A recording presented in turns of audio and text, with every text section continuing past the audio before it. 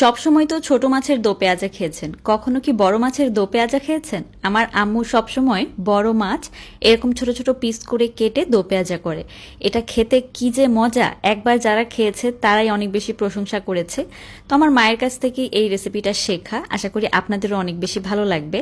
তো এই বড় মাছের দো পেঁয়াজা করতে প্রথমে একটা কড়াইয়ের মধ্যে নিয়ে নিলাম এখানে 4 টেবিল চামচ পরিমাণ সয়াবিন তেল, 2 চা চামচ শুকনা মরিচের গুঁড়া, 1 চা চামচ হলুদের গুঁড়া, দিয়ে দিলাম 4 টেবিল চামচ পেঁয়াজ বাটা, তার সাথে এখানে 4-5টার মতো গোলমরিচ আমি একটুখানি বেটে পেঁয়াজের সাথে তারপর দিয়ে দিলাম।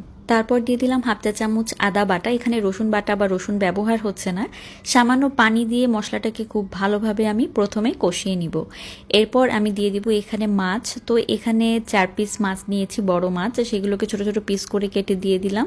তার সাথে দিয়ে দিলাম এখানে 4টা মিডিয়াম সাইজের পেঁয়াজ, একটু ফালি করে কেটেছি, মানে এখানে 8 ফালি করে পেঁয়াজ কেটে তারপর দিয়ে দিলাম। এরপর দিয়েছি আমি 2টা মিডিয়াম সাইজের টমেটো, একটু ছোট ছোট কিউব করে কেটে দিয়েছি। তো এটা দেওয়ার পরে লবণ দিয়ে দিলাম 1.5 চা চামচ পরিমাণে। এখন মাছটাকে মাংসের মতো করে কিছুক্ষণের জন্য আমি একটুখানি কষিয়ে নিব। তো মাছটাকে এমনভাবে কষাবেন যেন কষাতে কষাতে এরকম তেলটা একদম সেপারেট হয়ে যায় আর একটু হালকা ভাজা ভাজা হয়ে যায় মশলাটা।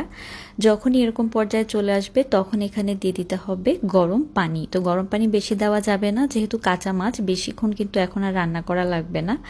তো এখানে আমি পানি দিয়েছি প্রায় 1 কাপের মতো। এরপর আমি এখানে কাঁচামরিচ দিয়ে দিলাম মাঝখান থেকে একটুখানি ব্যাকা করে কেটে। তো মাছটা দেওয়ার পরে চুলার আঁচটা মিডিয়াম লোতে রেখে কিছুক্ষণের জন্য আমি রান্না করে নিব।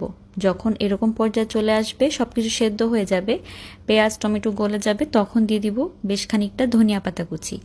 এখন চুলার আঁচটা মিডিয়াম লোতে রেখে আমি কিছুক্ষণের জন্য অপেক্ষা করব যতক্ষণ না তেলটা উপরে ভেসে উঠছে। এরকম তেলটা ভেসে উঠলেই কিন্তু তৈরি হয়ে যাবে দারুণ সুস্বাদু বড় মাছের দো পেঁয়াজা। এভাবে বড় মাছের দো পেঁয়াজা করে গরম গরম ভাতের সাথে খেয়ে দেখবেন, এর স্বাদ আপনাদের মুখে লেগে থাকবে। আজকের এই মাছের দো পেঁয়াজার রেসিপিটা ভালো লাগলে লাইক কমেন্ট শেয়ার করতে ভুলবেন না। আল্লাহ হাফেজ।